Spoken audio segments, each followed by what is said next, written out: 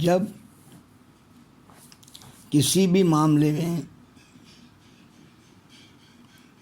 آپ کو کچھ تھوڑا سا شک ہو کہ یہ بات اس انداز میں نہیں کہی جانی چاہیے تھی کہ جس انداز میں کہی گئی ہے،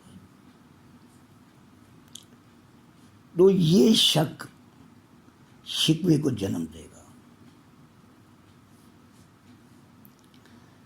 شک کی کھوکھ میں شکوہ جنم لیتا ہے، شک ہوتا نہیں ہے۔ شک کی ہلکی سی شکل شکوہ بنتی ہے، اور شک ہی کی یہی شکل شکایت بھی بنتی ہے، اور یہی شکل پھر آگے جا کر اختلاف بھی بنتی ہے۔ تو شک کی سب سے خفیف شکل شکوہ کی صورت میں ہمارے سامنے آتی ہے کہ جب ہم سمجھتے ہوں کہ یہ بات ایسے نہیں ایسی کہی جانی تھی، یا میری بات کو اس انداز میں لیا گیا ہے کہ جس انداز میں نہیں لیا جانا چاہیے تھا، تو یہاں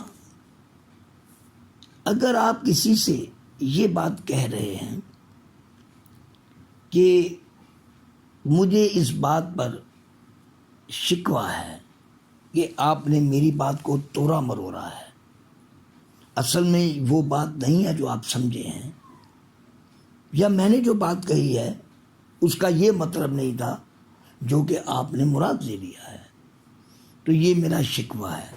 تو یاد رکھنا، شکوہ شکایت کو نہیں کہتے، شکایت اور ہوتی ہے۔ شکایت کا مطلب یہ ہوتا ہے کہ آپ کو یہ نہیں کرنا چاہیے تھا۔ شکوہ یہ نہیں ہے کہ آپ کو یہ نہیں کرنا چاہیے تھا، آپ ہلکی سی وضاحت دینا چاہتے ہیں کہ جو کیا گیا ہے اس کا مقصد یہ نہیں تھا، اس سے میری مراد یہ نہیں تھی۔ تو یعنی آپ یوں کہہ سکتے ہیں کہ شکوہ میں آپ تھوڑی سی وضاحت کے ساتھ اپنی ہی بات کو کسی کے سامنے رکھتے ہیں کہ اس میں کوئی اس کے لیے ضرر کا پہلو نہ رہے، تو یہ تو شکوہ ہے۔ لیکن شکایت میں ضرر کا پہلو رہتا ہے،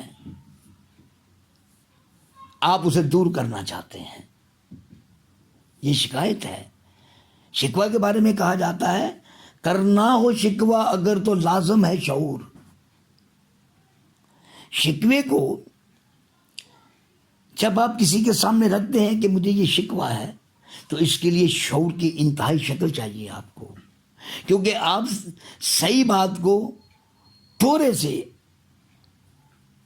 ادھر ادھر الفاظ کے ہیر پھیر میں کسی کی سمجھ کے مطابق تبدیل کرنے جا رہے ہیں کہ ابھی اسے شکایت پیدا نہیں ہوئی۔ شکایت اور چیز ہوتی ہے، شکایت تو ایک معاملہ ایسا ہے جو وجود بنا گیا ہے، لیکن شکوہ ایک ایسا معاملہ ہے جس نے بھی وجود نہیں بنایا ہے، اور آپ اسے یہی پاور کرانے کی کوشش کر رہے ہیں کہ جو آپ سمجھے ہیں وہ ایسی بات نہیں ہے۔ میرے کہنے کا مطلب یہ نہیں تھا جو آپ سمجھ گئے، اور جو میں سمجھ گیا شاید وہ نہیں ہے جو آپ سمجھ رہے ہیں۔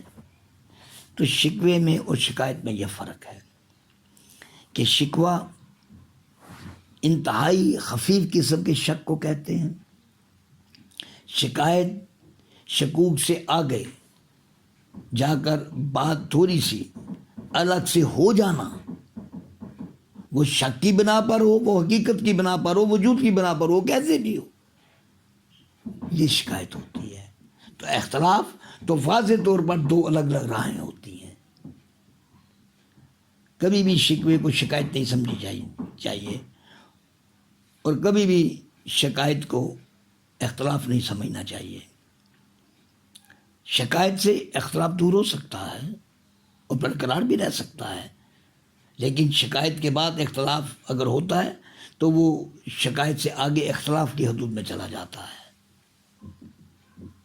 تو اصل بات شکوے کو سمجھنے کی ہے کہ شکوہ شک کی وہ انتہائی خفیف سی شکل ہے جس میں آپ کو ضرر کا احساس ہوتا ہے، شکایت میں ضرر ہو جاتی ہے، اختلاف میں ضرر برقرار رہتی ہے، تو یہ تینوں الگ الگ ہیں۔